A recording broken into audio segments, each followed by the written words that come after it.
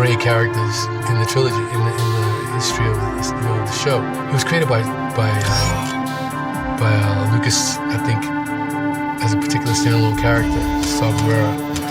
He was like a revolutionary, and you see that he's a character who's fighting for good, but like is torturing people, and that he lives in a gray area.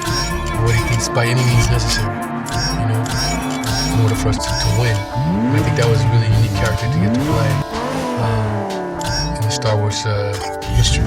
Usually it's like good or bad. You're either gonna be with Vader or you're gonna be with Luke. It's like, as opposed to like always in the middle, where I will torture you if in order to get the information I need to save the universe. He was trying to save the universe from the dark, and do whatever it took to do so. And that is an unusual attitude towards a character in Star Wars.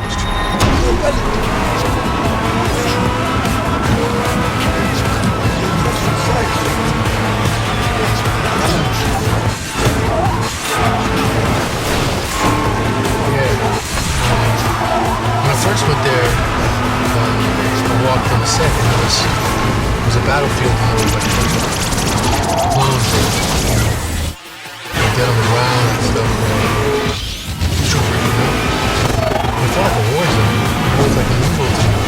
Because when you watch people Star Wars, you don't feel blood. You didn't see it. This director was pushing it towards that empty feeling. So when I went to my domain, it was all practical effects, except for like the window. But everything else was like built. So I was tangible for me, except for like music and everything.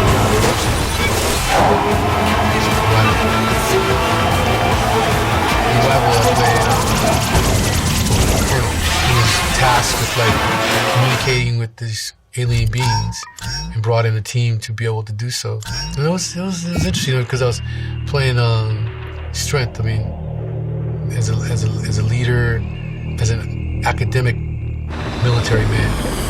That was kind of interesting to play. I played a number of military characters before. That was a little different. I think I regionalized him. I think he came from the East Coast. Yeah, I'm pretty sure I was from Boston. It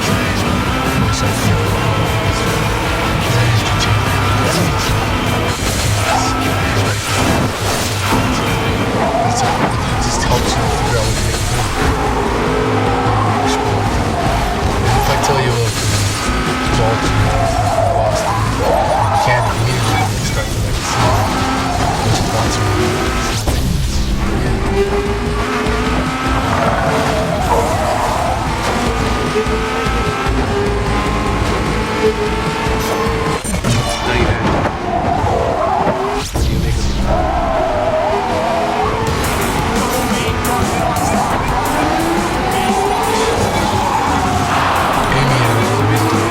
She's really talented actress, so she's really committed to the scene and stuff.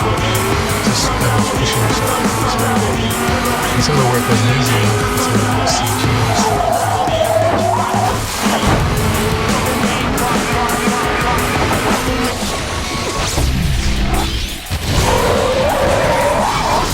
I think they did some kind of, because they gave us this big screen, and there was something moving behind it. And I remember I think we did it in the drawings at the time. But I mean, the reality of it until later. Okay, he was figuring all that out. We were in like those hazmat suits, and it was easy to react to it because it's like I say, it was like a big giant, like almost film screen, and behind him were like little puppets or silhouettes moving around. So,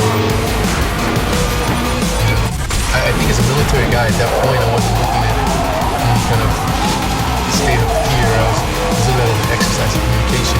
That was what we were there for. And I think the movie tries to do it.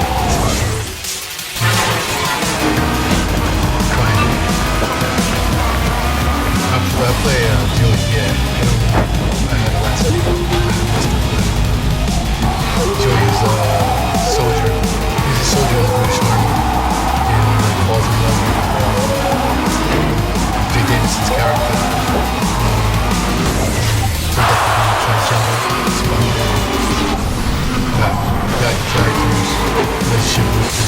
Irish man, with the IRA, and how he convinces this man to go back and to see his love once he dies, and wants to kill him. It was always important to Neil Jordan, to Dr. Neil Jordan. I remember we were at Cons and I was there for some George talking about it. That was really important because I think there were times when people tried to convince him to make a film character, and that wasn't good enough. I knew that from the beginning. So it was not an easy project to get made. Crying Game like this took them years to raise the money, and even when they did get the money, it was hardly anything, a couple of nights, and they didn't have the money really. They said they did.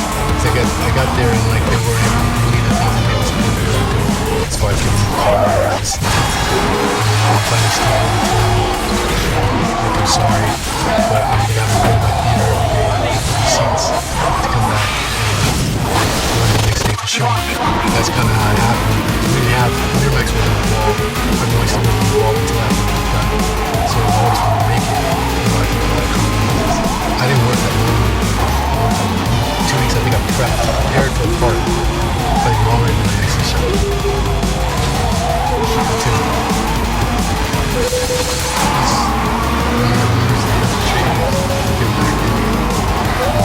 Steve Gordon,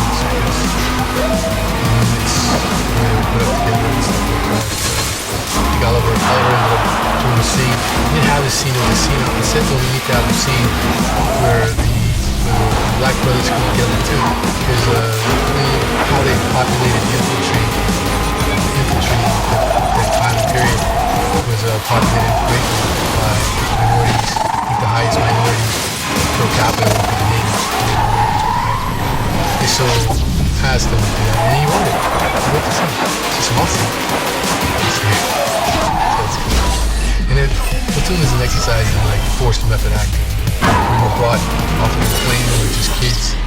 We were given a shovel, told to dig, dig a hole, and then you said, these are your clothes, this is where you're gonna be sleeping, this hole is where you're gonna be sleeping for the next 2 weeks, you know what I mean? And you're gonna be but I go, can I just try another one? That moment comes, This is Sparta!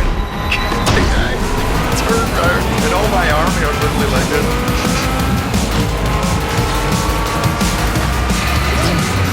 Reminds me of the opera. I was very surprised that I was picked for that role because I used to sing a lot back when I was a law student. Joe Schumacher called my agent and said, "Can Jerry sing?" My agent said, "Yeah, you can sing, but I don't know if you can sing that."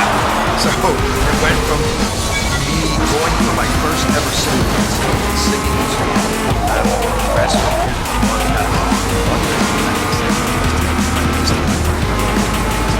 Ready to reach his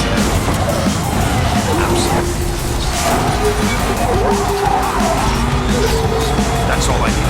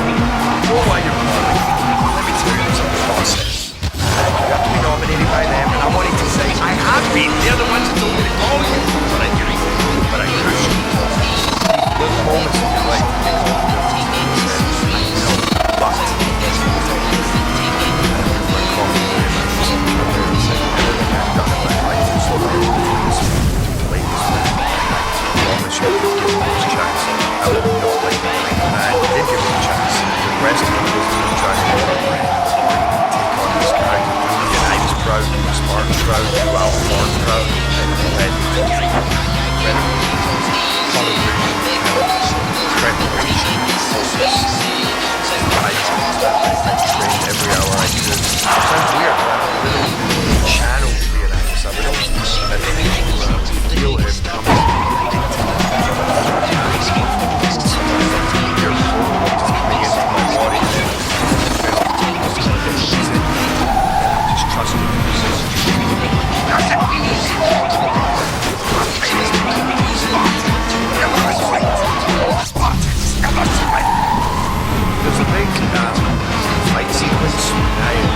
this.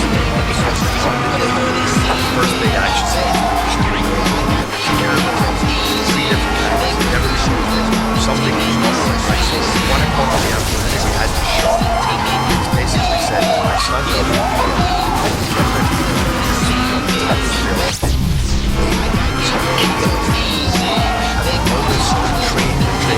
this is my big moment. I wanted to scream and shout, but I didn't. And Tim Connolly, my stunt double, who's also my father, you can see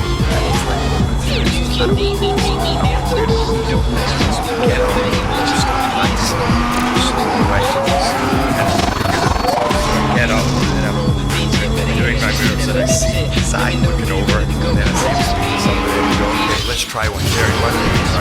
And I did it. It was amazing. And I finished. Maybe the biggest buzz I ever had in my career was when we finished.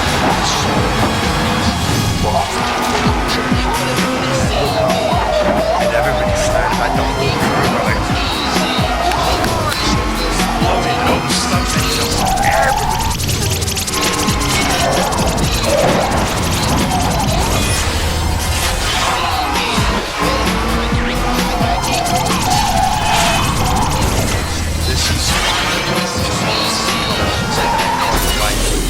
I had done quite a few takes, and most of them were, this is Sparta. And it's part process and part insecurity maybe, but I go, can I just try another one? And he goes, okay, let's go for it.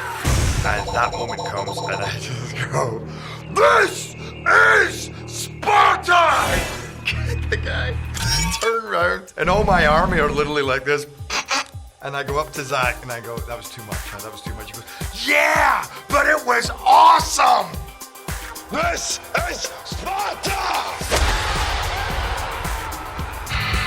How to Train Your Dragon? How to Train Your Dragon was surprisingly one of the most special experiences I ever had. It was just fun to go in and play this big, loud, ignorant Viking who just surprises people with the heart. They had cameras everywhere. I remember thinking, why you got cameras? You know, it's just my voice. And then my main animator, his name's Christoph, one day showed me how they animate. So there's a thing where I'm kind of saying, well, I thought it was over, but there you are. Thank you, God.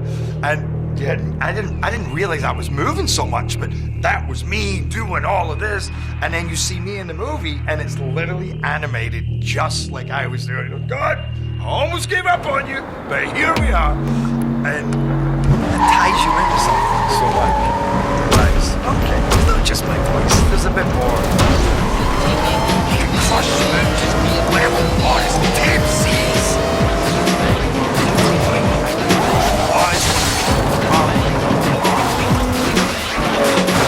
It's very funny nowadays.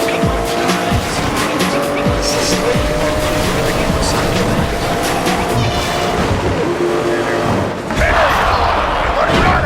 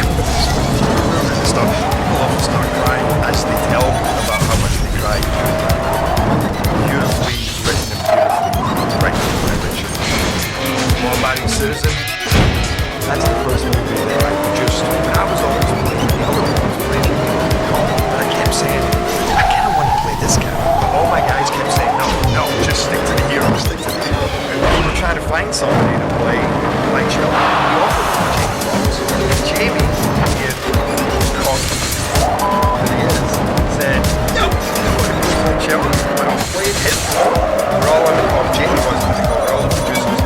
And that's how it was. So basically, we saw roles that I'm so I now can't imagine that movie any other way. Counselor. I want to get a series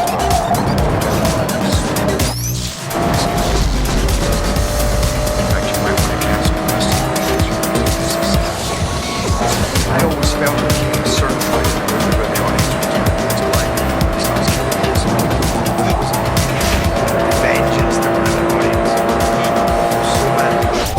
Because you did focus on it. Because Jamie did push it in the other direction. Amazing how far the characters could go, and people still wanted to win, wanted to get away with it. That's not how I meant, but I kind of love that that's how it turned out. But it was an interesting psychological study on humanity as a whole. The ugly truth. I was making a movie called Gamer.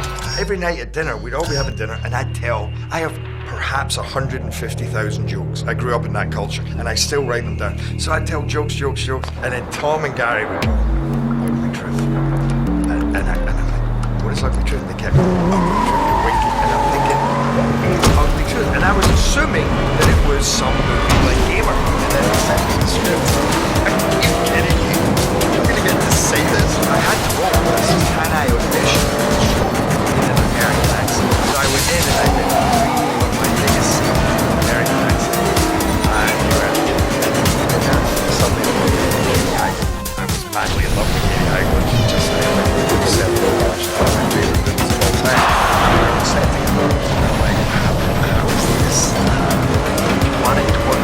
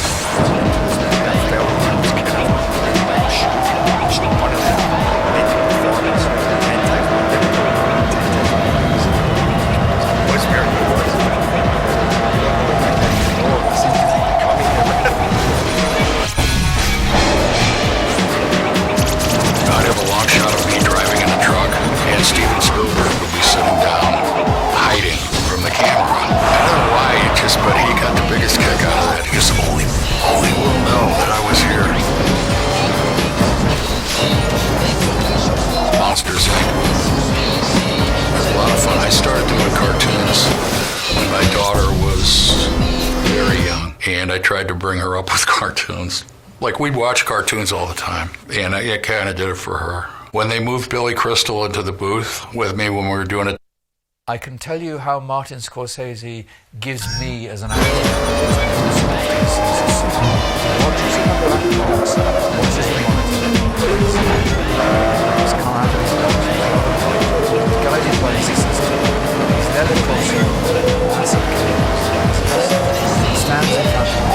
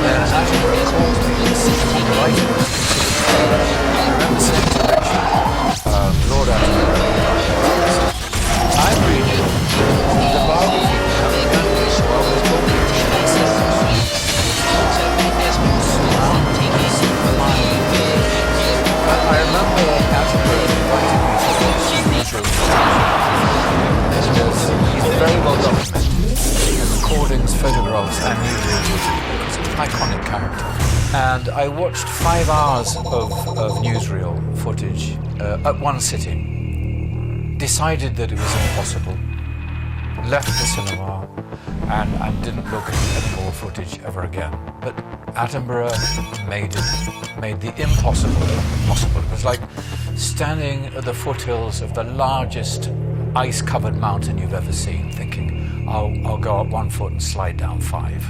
But he got me through it. I will fast as a penance for my part in arousing such emotions, and I will not stop until they stop.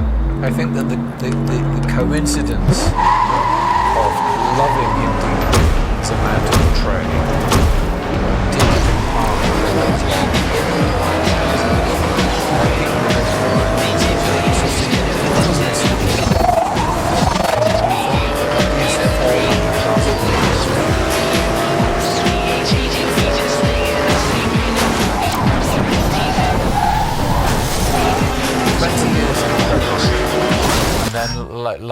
like a bolt out of a catapult, he let go, bang, and he hit the target. I think, modestly, I think he really hit the target. Beautiful film. That was the golden door into the film industry for me. Schindler's List. Oh, there's a beautiful story about Schindler's List and Schindler's Ark, as you rightly call it. I was working with Steve Zaillian, who wrote a beautiful film, Searching for Bobby Fischer. We had a scene where I was mixed amongst the crowd.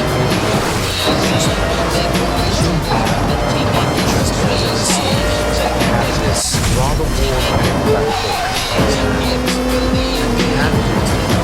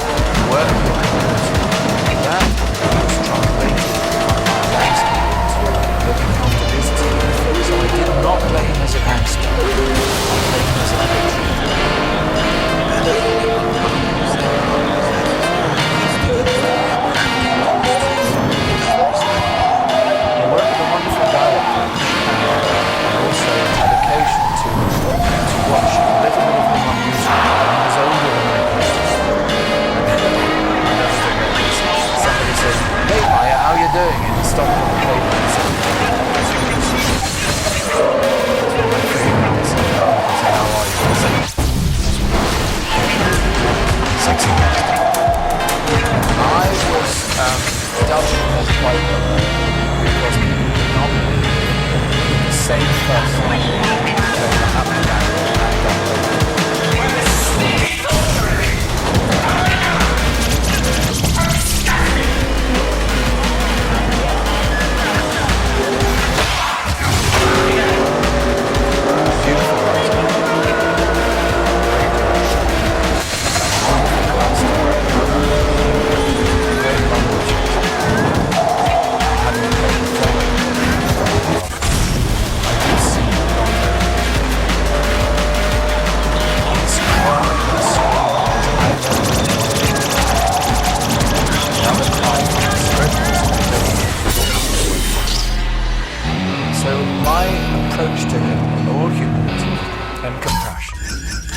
that Don was an abused child, unhealed, who would go on to scream for the rest of his adult life. Therefore, I had a compassionate link with him and understood his capacity for revenge and violence against the family that abused him as a child. So I got quite positive. Being a parent, I love to make mistakes. The first time a child stands up not in disrespectful. Jonathan Glazer is taking his first steps as a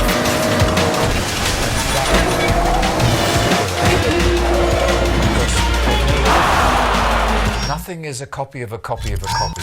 Oh, I've done this before, it works. No. Freshly discovering every syllable. I have a favorite Seth Rogen movie. I mean, I wrote a lot of the movies that I made, so it's an egocentric question to ask me.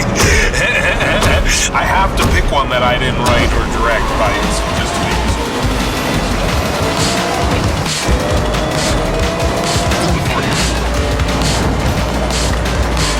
Cal, is that my character? Cal, C-A-L, played guy, the novelist who works, a struggling novelist who works in like a Best Buy. It's called Smart Tech movie. Yeah, I covered myself with fake tattoos.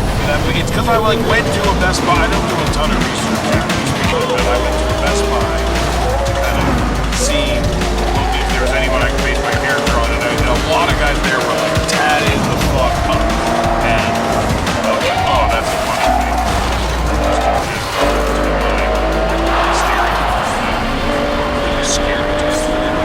Had a lot of good band shirts. I know I work a lot from the outside in, as you can see.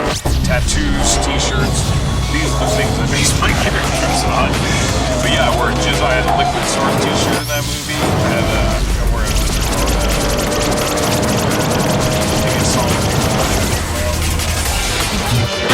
a lot of good t-shirts. Some of my finest t-shirts.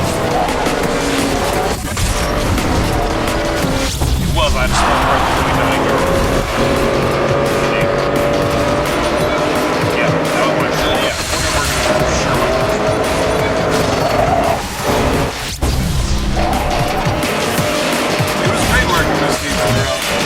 I really have to say, I got the sense he was uncomfortable with how dirty the movie was. It's funny because when we looked at his career, he never made it. Appreciate performance. He really, he changed direction. That movie is kind of like that.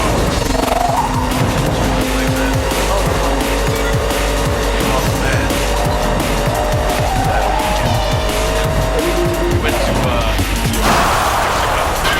and we thought it'd be fun, go to the show, go to check out one of these shows, and, it's a fucking horse. We get there, and, we think it's gonna be awesome, and this sounds like and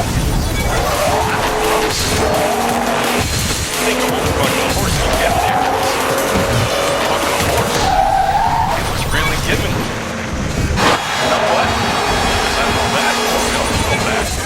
I don't go back with a horse.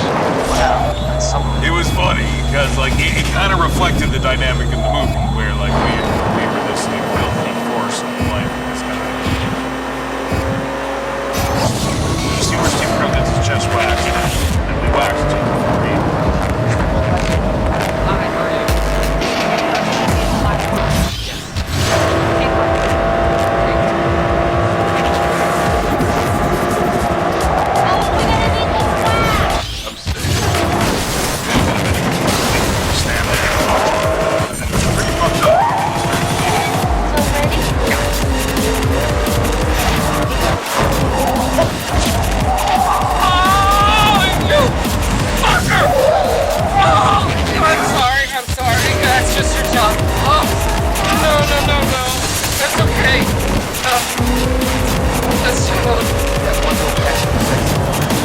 Yeah.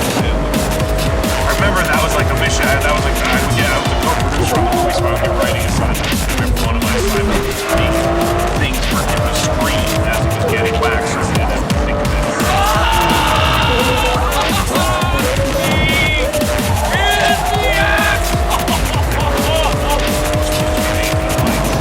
Dirty list and clean list. I remember dirty list was easy and clean list was hard. I remember I couldn't think of anything in American Idol.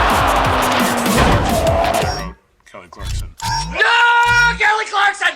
I wrote it as just something to fill the page so Judd wouldn't yell at me, but it turned into a line that people still remember.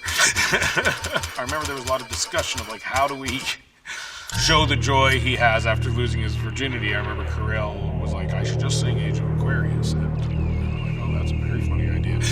When the moon is in the seventh house and you turn There's a part where it's me and Jonah and Mindy Kaling actually. And so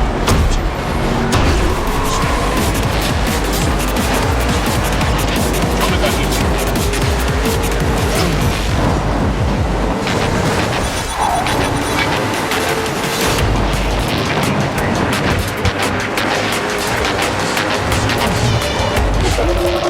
Me and Evan Goldberg, Brandon partner, started writing Superman when we were in high school. We were in eighth grade, basically, and we incorporated a lot of our like real life high school stories. And originally, I mean, the characters' names are Seth and Evan, after me and Evan. And originally, I was going to play Seth, and we would hire another actor to play Evan, who the real Evan is. But it basically took us so long to get the movie made that I like aged out of the role, essentially. And like we were like 24 by the time we were making the movie, and I could not play 18-year-old convincingly anymore. So I played this cop that was always in the script, and I much more convincingly played like a guy in his late 20s who was a really irresponsible cop than a guy who was in his late teens who was about to enter college. And so Jonah Hill played the role I was originally going to play to much better effect than I ever could have played it, and Michael Cera played Evan. And it's funny because Michael Cera's really not like the actual Evan in real life much, but he was perfect, and he's just a genius. In the script, it was kind of like a straight man and a funny guy, and he made the straight man just as funny.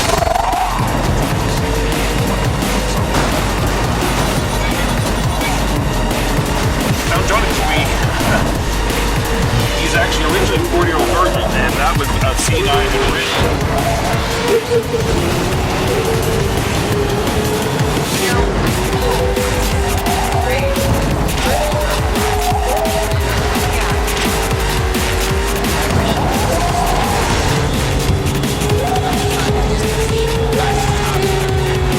She works in this sell your stuff on eBay store, which was a thing at the time, which makes no fucking sense. And I remember I was like rewriting the scene with Judd, and I had this idea where this guy comes in and tries to buy these boots and just doesn't fucking get it. And then I was in a movie theater seeing The Life Aquatic, and I felt a tap on my shoulder, and it was Jonah, and he was like, "You don't know me, but I'm auditioning for this role. I'll be your producer on next week." And I explained the role, and I was like, "Oh, that's so funny. I wrote that role a few weeks ago.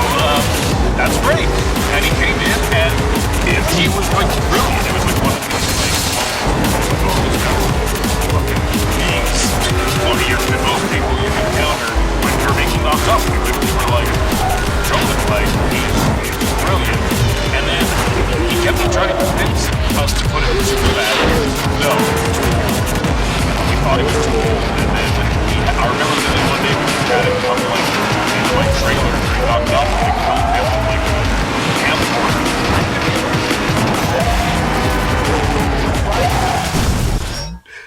And you haven't, but the fucking drought's over.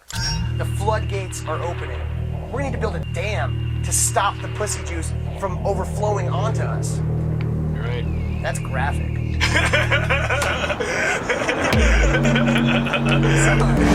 it was just so funny. Like, oh, so I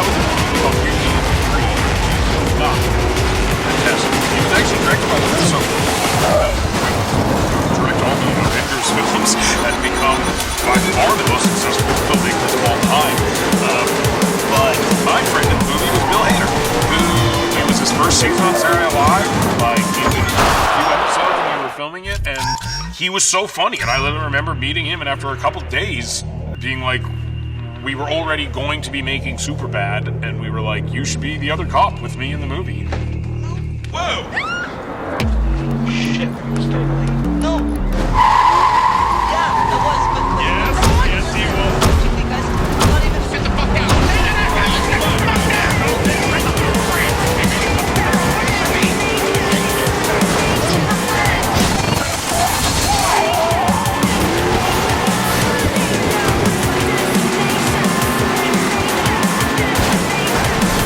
There's a scene where they're like the youngest guys at like a party. The guys who start to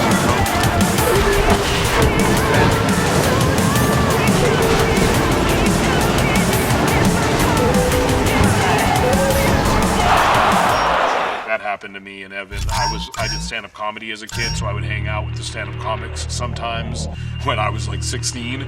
And one time we went to a party at one of their houses and they all started doing coke, and we wound up in a room with these guys who were very threatening towards us. It was a lot like this. I don't mean to, accuse you guys.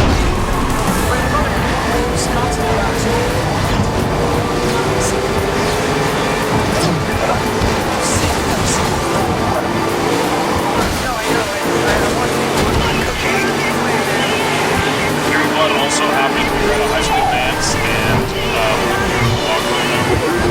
it essentially played out almost exactly like how it does in the movie.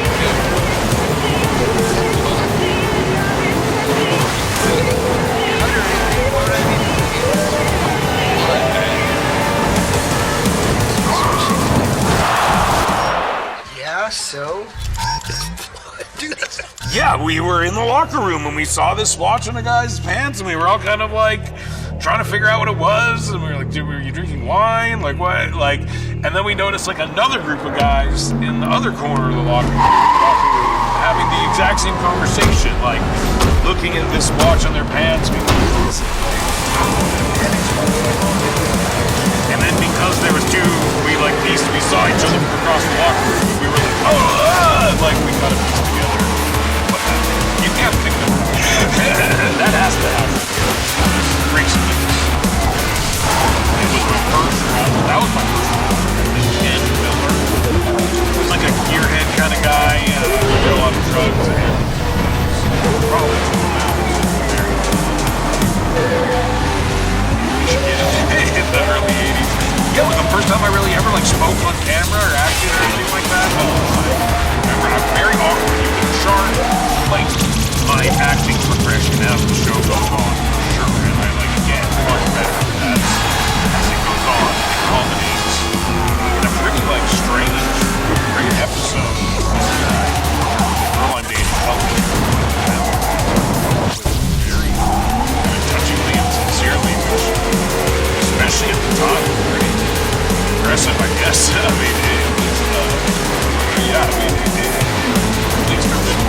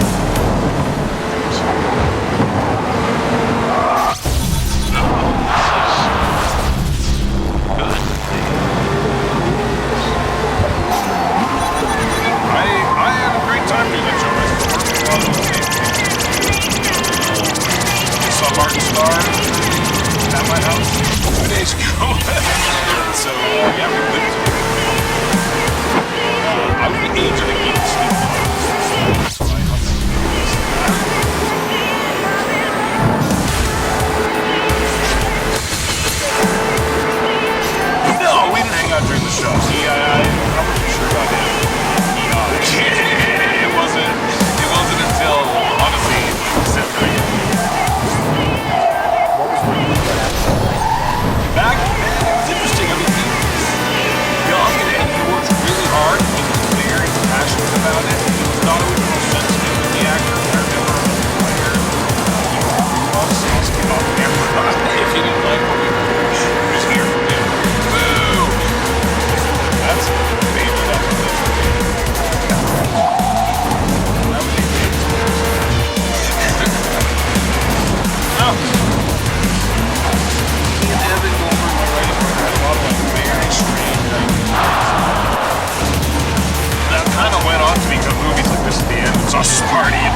stress, but at the time, Judd was like, we just need to do something simple, like something that is relatable and just like you get instantly. And I also think like conversationally, like let's make a movie about you like getting pregnant. And that was kind of it. And I was a little nervous about this movie, man. I was pretty cocky when I was younger. So I look back and marvel at how little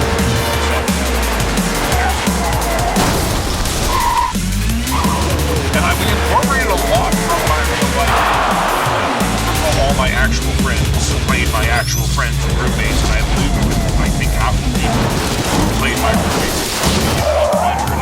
Jonah Hill and Jason Segel and Martin Starr and Dave Baruchel. And then the way we lived, the furniture, a lot of that shit, literally the couch was Evan Goldberg's couch, the coffee table was his coffee table. In my apartment, they were my people. I literally painted the Judd took one walls of my apartment in the movie.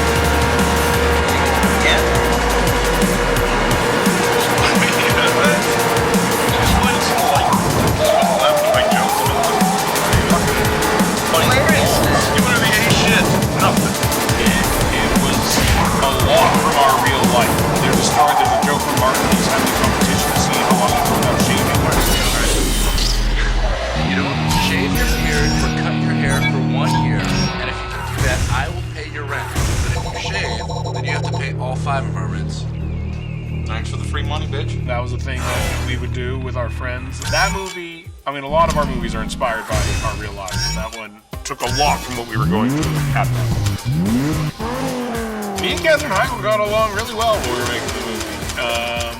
I thought she was hilarious, and we seemed to have a good dynamic. You should just support me. You know, you should just support everything I say, because at this juncture in my life, I'm allowed to be wrong. So if you're wrong, I have to support it? I can't tell you that you're acting like a lunatic? No.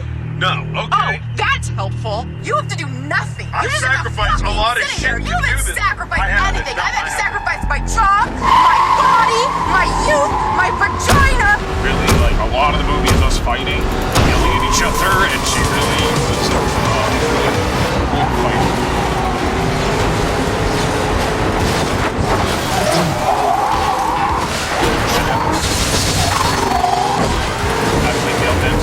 Originally, again, when we wrote Pineapple Express, I was supposed to play, in our heads, I was going to play Saul, the drug dealer. And we get eventually to play Dale, like Frank.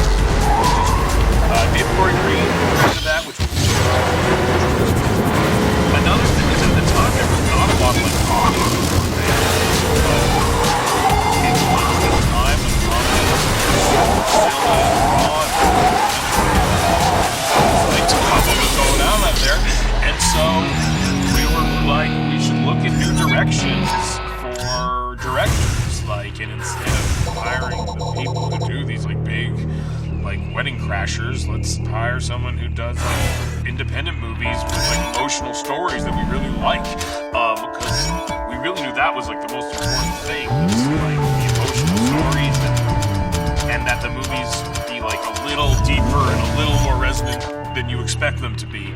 That was kind of always like the ace we had up our sleeves, we thought, where it's like, yeah, it's cool if it's a weed action movie, but if you actually find yourself like caring about the characters and what's happening to them and their relationship with each other, then like that would be something that no one would expect to happen, you know. And David would agree. I remember our friend, he like all the Real Girls and George Washington were just movies also that you were obsessed with, and we went to Jody Hill, Danny Bride, and those guys.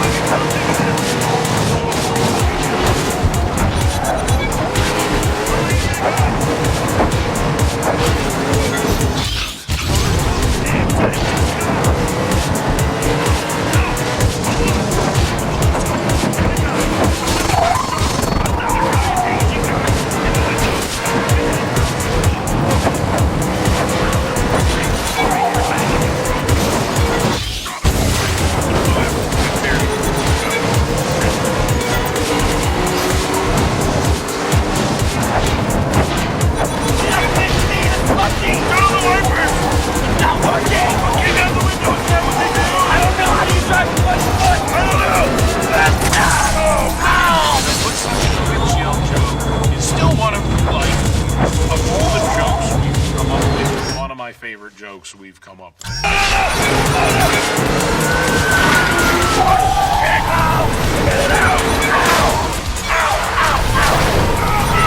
like it when, especially like action, plays off of your expectations. There's nothing more fun when an audience thinks they know what's going to happen, and then you couldn't be more sure, and then something different happens. And that joke, I mean, and it also informs character. Like clearly, like these guys watch a lot of movies. In a movie, if your windshield shattered, what do? They always kick it out, and the audience knows that as well. They watch a lot of movies, so they couldn't be more sure what's going to happen. Because only one thing is ever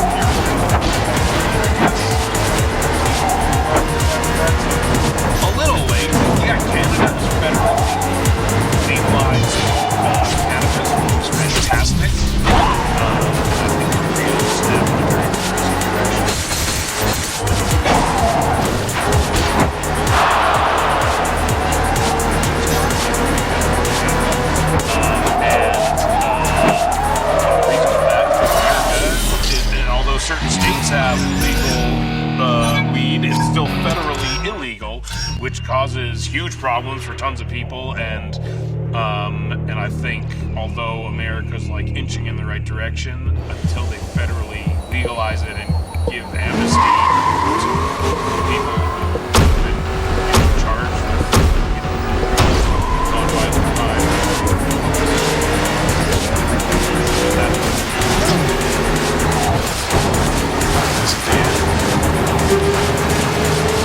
You know what? It was weird. It was weird playing Seth Rogen. It was very weird. I'm like, what was that? Again, like playing off audience expectations. Something we talked a lot about when we played through movies, and like it was so nice because they made a movie where you kind of knew what everyone was expecting of every character. And we didn't have to like. There was a version that the studio fucking hated. And we just straight up played it. And they were like, you have to film it. Sure, no problem. I remember showing him the set, it was just Seth Rogen painted in huge, like, the painting on the wall.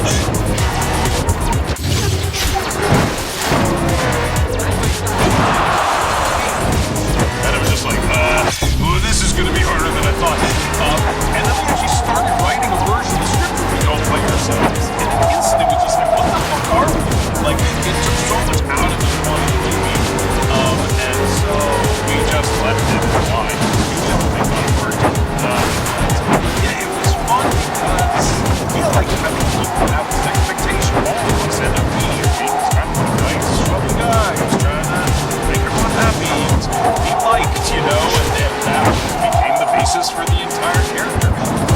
And the other thing is, like, it really played into a lot of very real events. Like, we're very constantly kind of hard. It's like, you know, as the years went on, and he did move back to Canada, and I stayed in LA, and he did start coming here and not telling me, and I would find out about it for a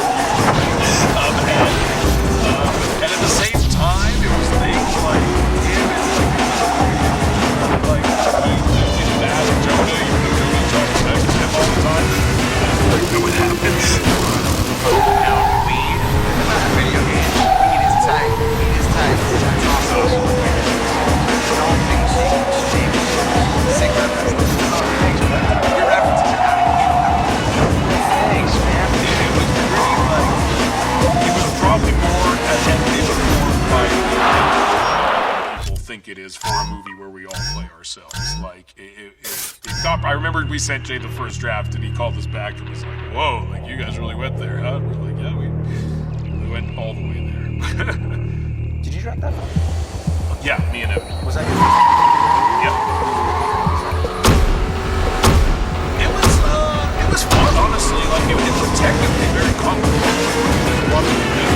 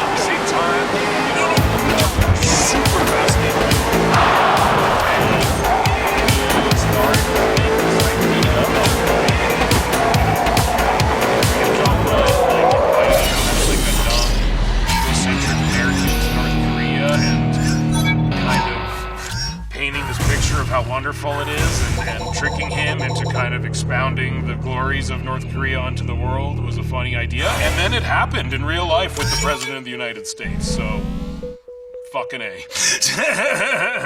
I think they hate us because they hate us was improvised, probably. What is there to be jealous of? Fuckers hate us because they ain't us. They hate us because we anus? What the fuck does an anus have to do with They this? hate us because they ain't us. That's not what it is. Yes, it is. No, it's not. They hate us because we is us, and what we is doing is fucking terrible. They fucking hate us because they ain't Stop us. saying that. Hate us because they ain't us. They don't hate us because they ain't us. They don't hate us because I'm they ain't used us. to it. They hate us because they ain't us. Stop it. Don't say it again.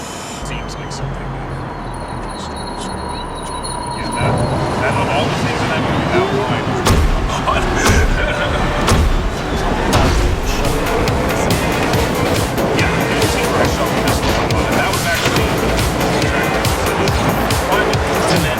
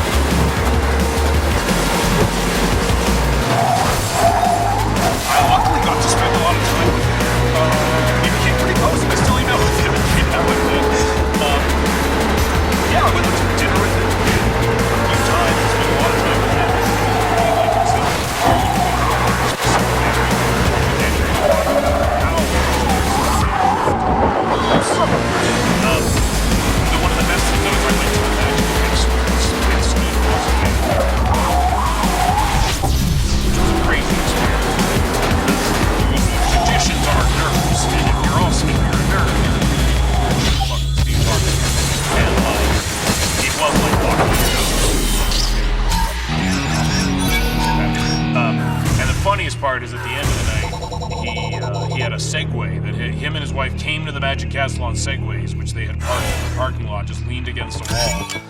And I was like, these must be. I was like, I bet you got on the Segway bandwagon pretty early. He's like, these are the first 2 Segways. Like, their serial numbers 1 and 2. And he's like, but the funny thing.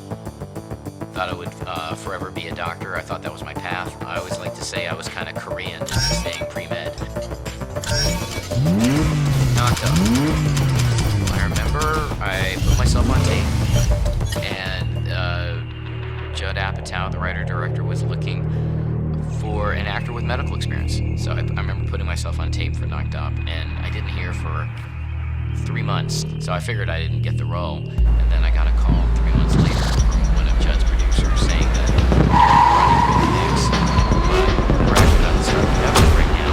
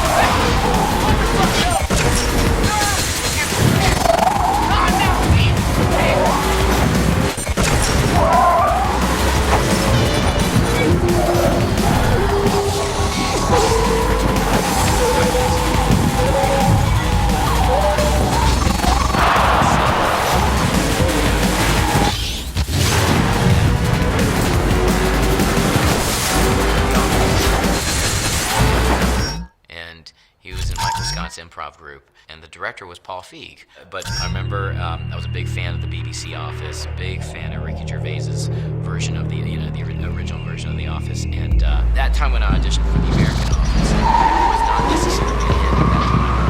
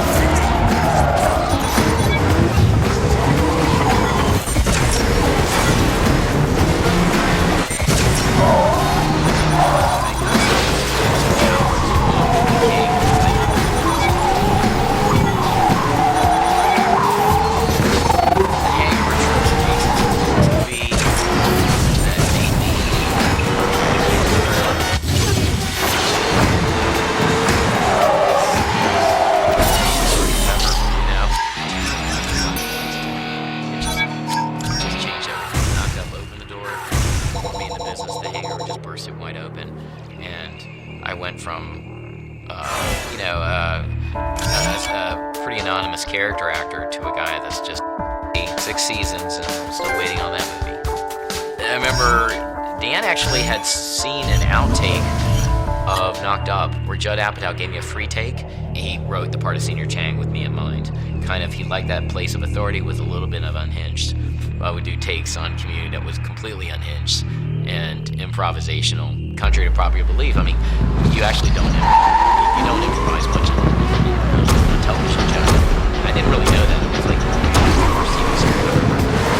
First movie is Senior Chang, where it's like, why do you speak Spanish? And that is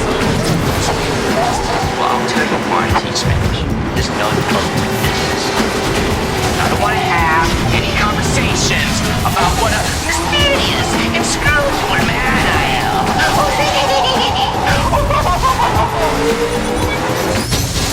I am a Spanish genius. In Espanol, my nickname is El Tigre Chino. He told me later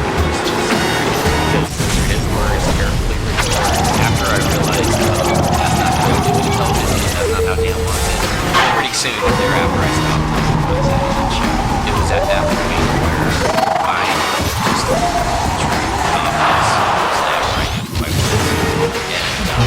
because even though I was for small parts of these movies, I never had black.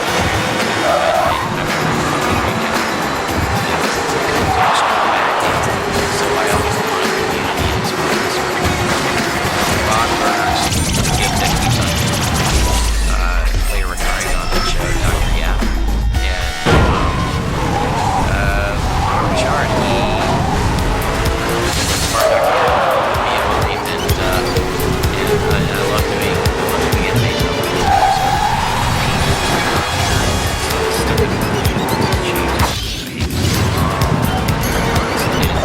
Some of the movies I've done.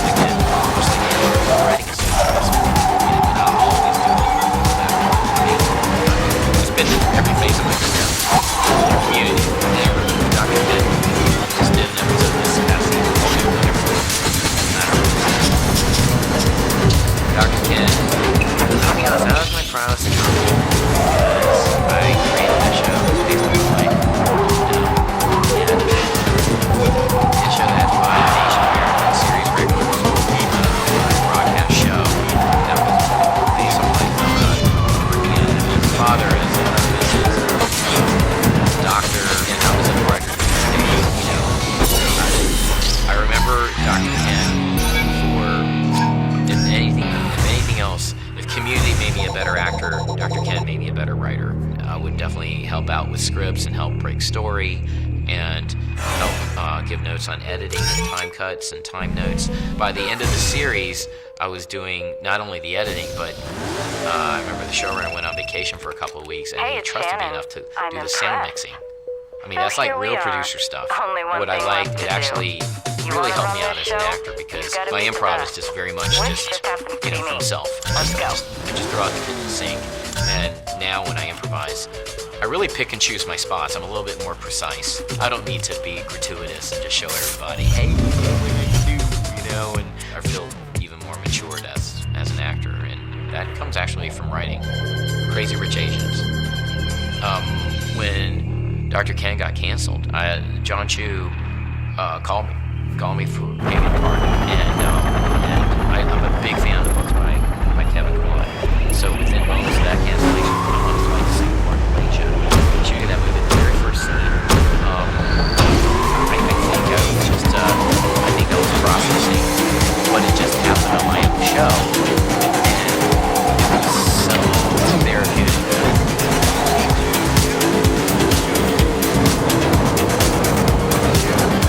Yo!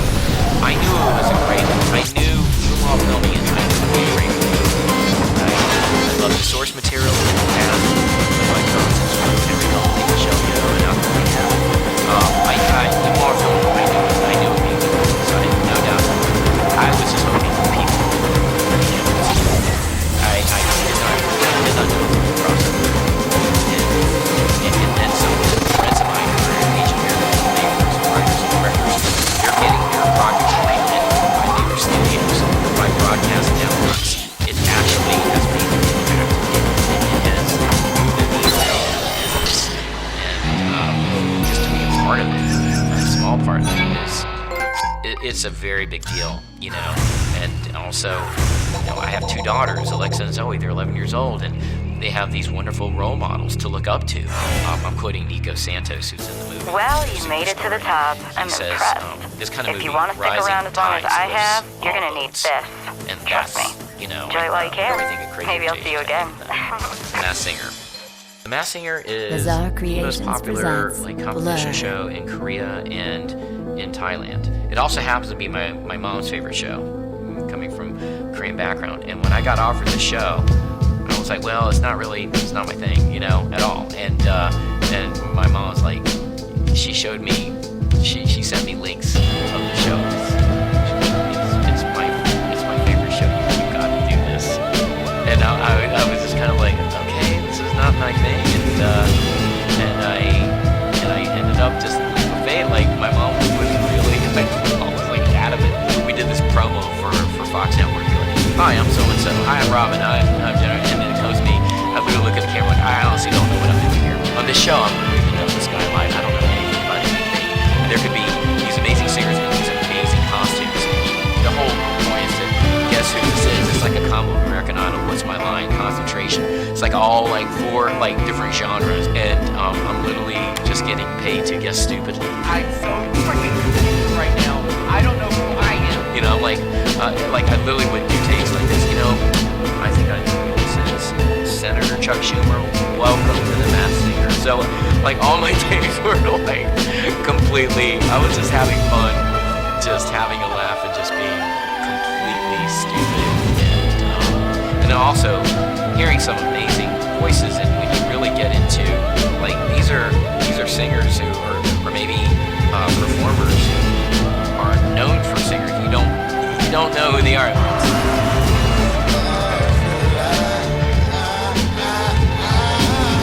It's kind of addictive to get into guessing who they are. Like I have my wife and kids come to a taping and everyone is into it. And like even my manager, like managers who are singers, like managers go to their clients' sets and they just there to show moral support. Like, hey buddy, you know, like my manager went to every single taping. He was like he'd be texting me like while the show's going, is it so and so and so and so? And I'm like, it's like, dude, I thought you already left.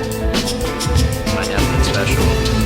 It is one of my favorite things I've ever done. And it was all organic. It was something that I didn't even know if I wanted to do. Stand up full time. I just had a lot of daylight on my calendar after Dr. Ken ended, and I was just restless. And I was like, you know, maybe I'll just try stand up and see how that works. I did a couple spot gigs and clubs in LA, and I just fell in love again with stand-up. I'd done stand-up comedy for 17 years prior to the first Hangover, so it was a lot of full circle involved.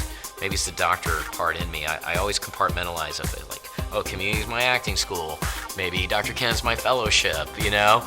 And maybe my Netflix.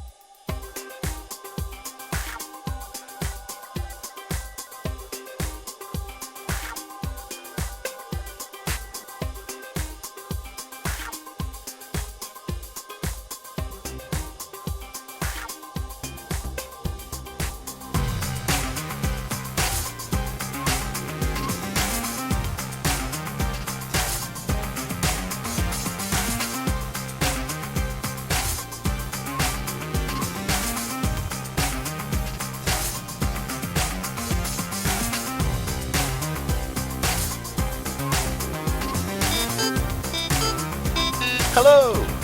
It's PC building time again, because you all seem to enjoy the last one so much for some reason. Yes, I went off to the mighty people at AliExpress and ordered all sorts of electronic gubbins from which to build a fantastic super-powered gaming machine. That's a lie, they're already old second-hand parts. You probably guessed this already.